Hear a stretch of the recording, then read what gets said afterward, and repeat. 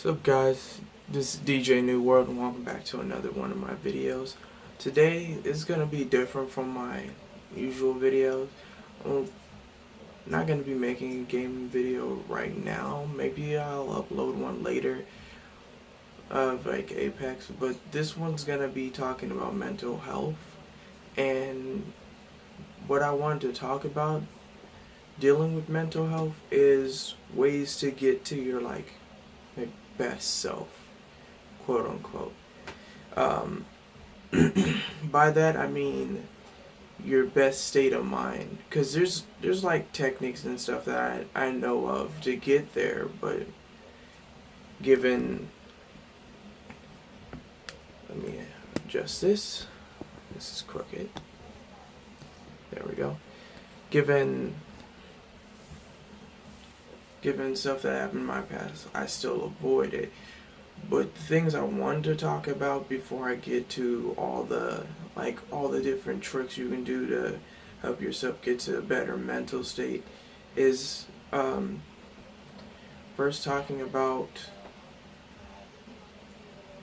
the different like struggles that people go through, so you guys can understand what I'm actually speaking on. One of the things I'm gonna talk about is depression. Another is anxiety, schizophrenia, paranoia, bipolarism. Those are some of the stuff that I want to talk about in this video. And if you guys don't know what those are, I'm gonna try to put a link in the description of like a brief description of what each word means and some links to different websites to explain them. But the first thing go into is that if you are having any sort of problem, even if it's something I hadn't listed because I'm no expert on mental health, you should probably seek help.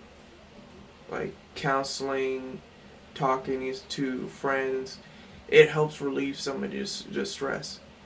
Like I was having so much anxiety about making this video because talking about these things is hard for people, hard for me, even though I've been dealing with it since I was little.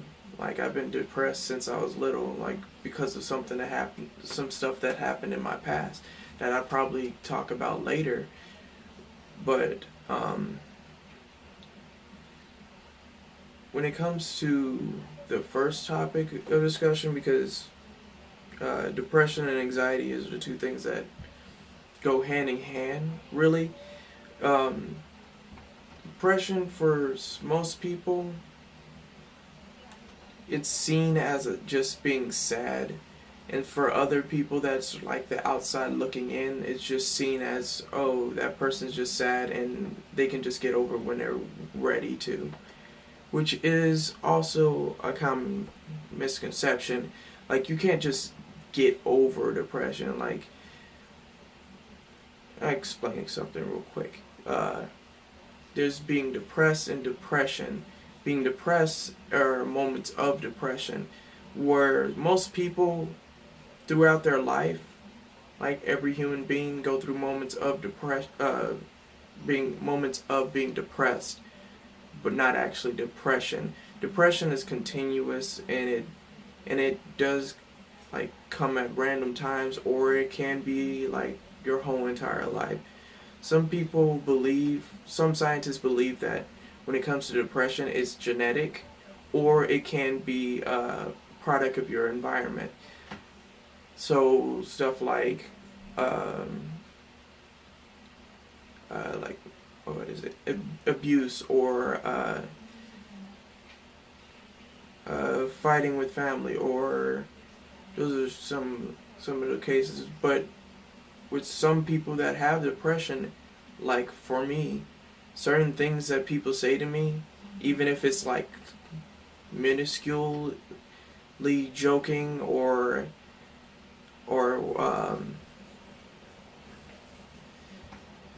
if it seems a little bit negative to me, it does have an effect on my mental state. Like, it makes me sad, and it is, and for people with depression, especially with me, it sticks with me.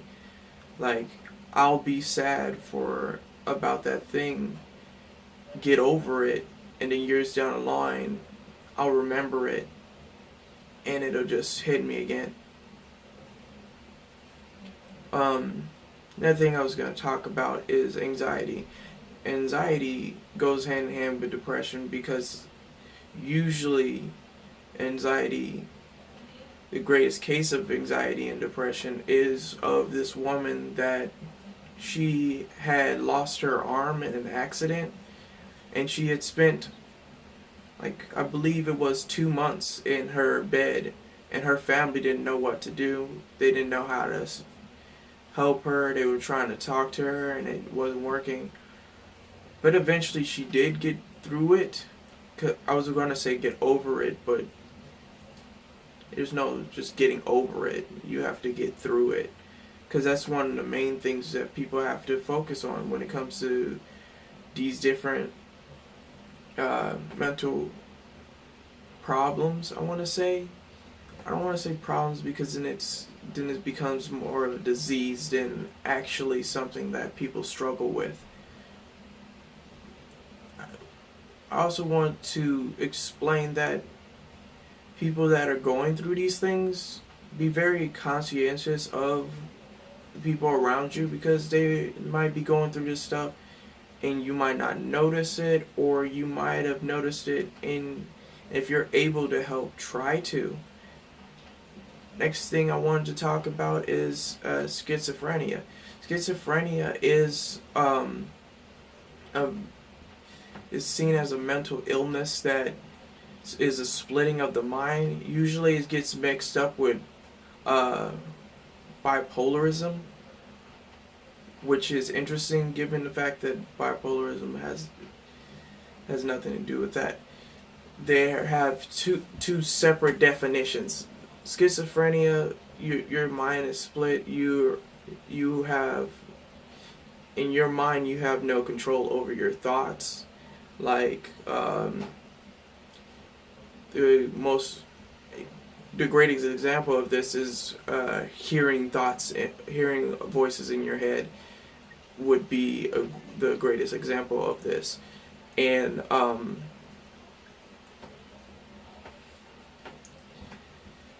when it comes to that, just like, you can help people with that, with schizophrenia. They can get through it.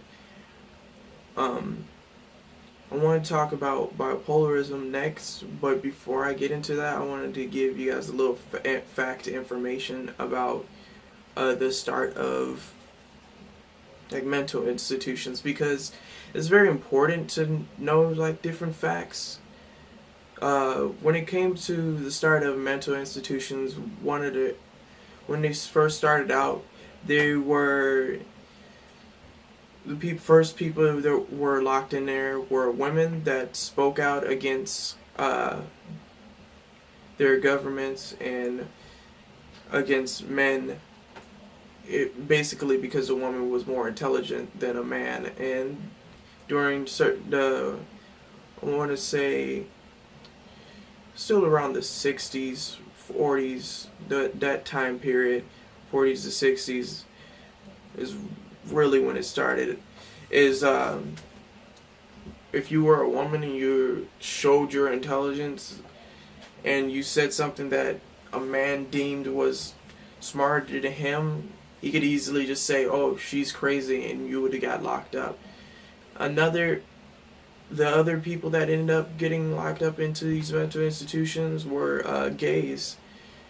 Like, I understand why gay people feel like they should speak out on these different commercials, give awareness to that their lives matter, mainly because all the stuff that gay people and blacks and mainly minorities in general have gone through.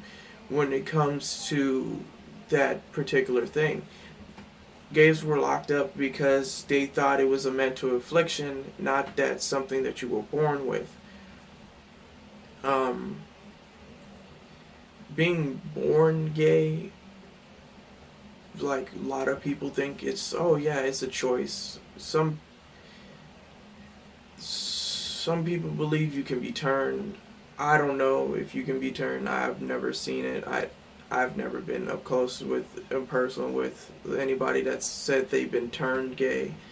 Most people that say that they're gay um, have been their whole life and didn't either came to that conclusion or always knew. Um, I'm going on a little tangent about that. Other people that were locked up in these mental institutions were blacks and other minorities, mainly because the whole intelligence thing, and also if you had any sort of relationship with a white person, they would lock you up. That's how it was back in those days. Today it's a little bit different. They did also, on that note, they did do things like try to hide the truth and bury the facts and create mental illnesses. Something like electric shock therapy was invented to try to cure certain mental illnesses, but it doesn't. Personally speaking, I don't think it works because I've seen several cases. Because I did a lot of research on different mental states and mental illnesses, because this is something that interests me. That that what was I saying? That that electroshock therapy doesn't work. There's some cases where it does, and it does cure their mental state, but a lot of times it just makes them turn into a vegetable, or if it doesn't make them turn into a vegetable, it drives them insane. For certain people that have gone into the what's it called, psychiatric hospitals, they have been, like in the past, been subjected to electroshock therapy to cure their mental illness when people in charge knew they didn't have one. We're just trying to silence basically that person. And what it did is it scrambled their mind, so whatever they did know, they couldn't remember. And being tortured like that does make you very violent. So of course they are kept in, those old movies where you see people in padded rooms and they're closed off from the rest of the world. The whole mental institution, hospital thing, the way it's set up, like they view mental illness as something, as a problem that can be fixed by closing you off, which really, it's been proven that the more time you spend alone, the less stable your mental state is. Not talking about like relationship wise, I'm talking about literally alone.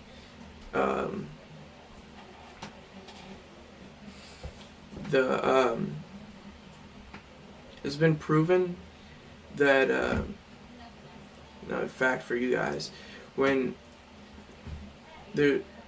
inmates are put into solitary confinement, they're put in there for maybe 24 to 48 hours, and within that small window of time, that can break your mind. It was used to break your mind, like stop you from being so violent and fighting all the time. They thought it would be a way for you to like repent for your sins. Initially, what it was originally made for, repenting for your sins, and so you could read the Bible. But really what it does, you getting closed off from the rest of the world, all it does is make you start questioning reality. Even something like being in a cell for uh, a dark room cell sort of area for 24 to 48 hours can damage your mind to the point of you not knowing how much time has passed. And that's something that is a big problem.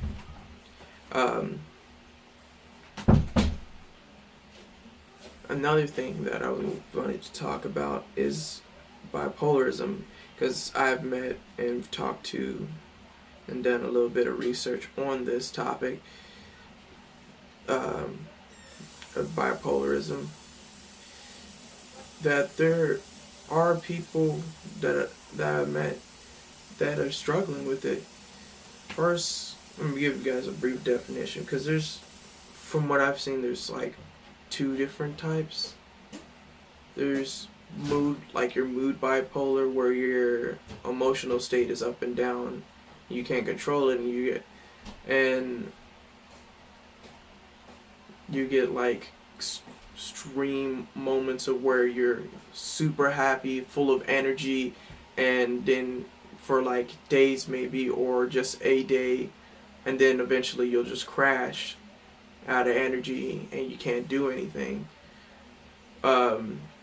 I forget the name of this scientist, but I watched a video about it. She has bipolarism, and she had one of those moments where, for some reason, because of it, she went out and bought some bunch of stuff that she didn't really need, right? And because of that, she ended up a little bit broke. What happens is, for some people with that particular type, you you lose a bunch of money and energy because you're dealing with it constantly. Your mood is constantly changing, so you're going out.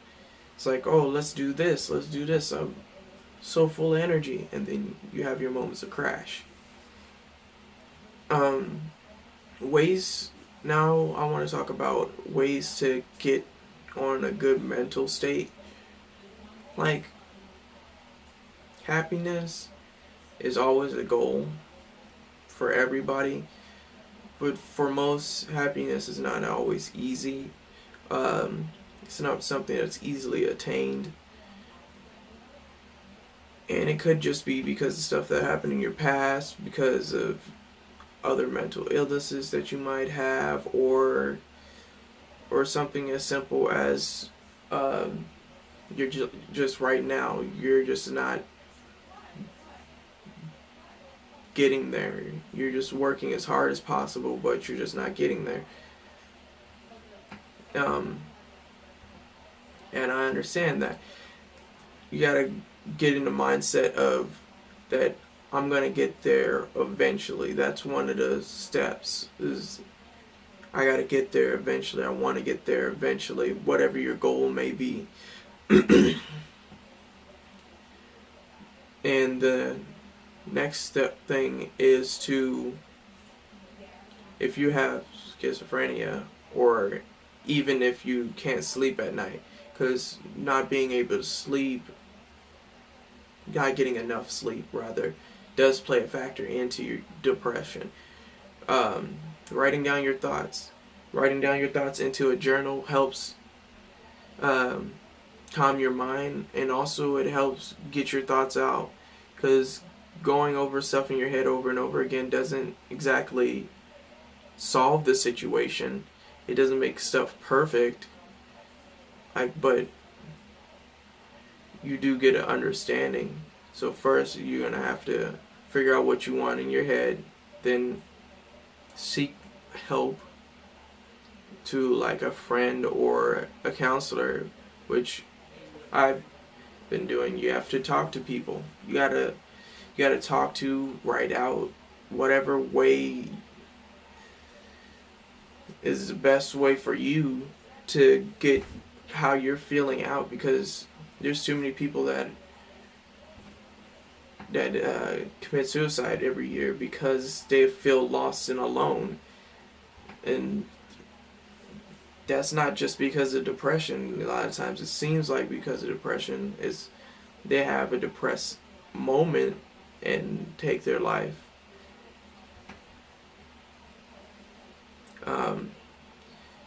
Sometimes I've been asked over the years, when my birthday comes around, like, how does it feel to be X amount of years old? And you gotta understand that you shouldn't become idle in your own life, because that's what happened to me when I got to, every year I got a little bit older, I would be idle in my own life. And when people ask me something like, oh, how's it feel to be this years old, I wouldn't know what to say, because I've been just going through the motions. Don't just go through the motions because you're not truly living. Then if you're not truly living, then it's just going to make it even harder to get through whatever you're going through. When it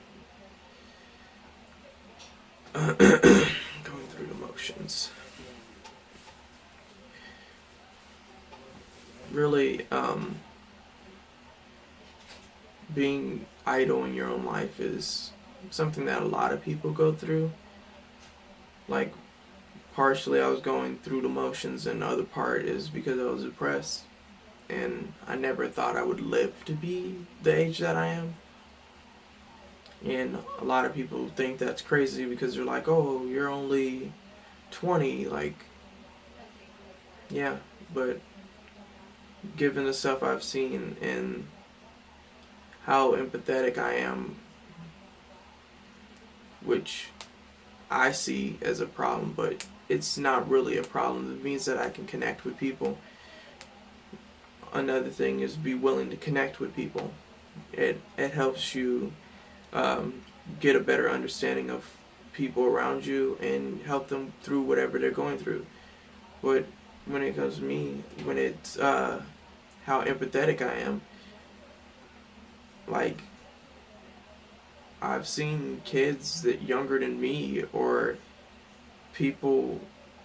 kids that were the same age as me, die, and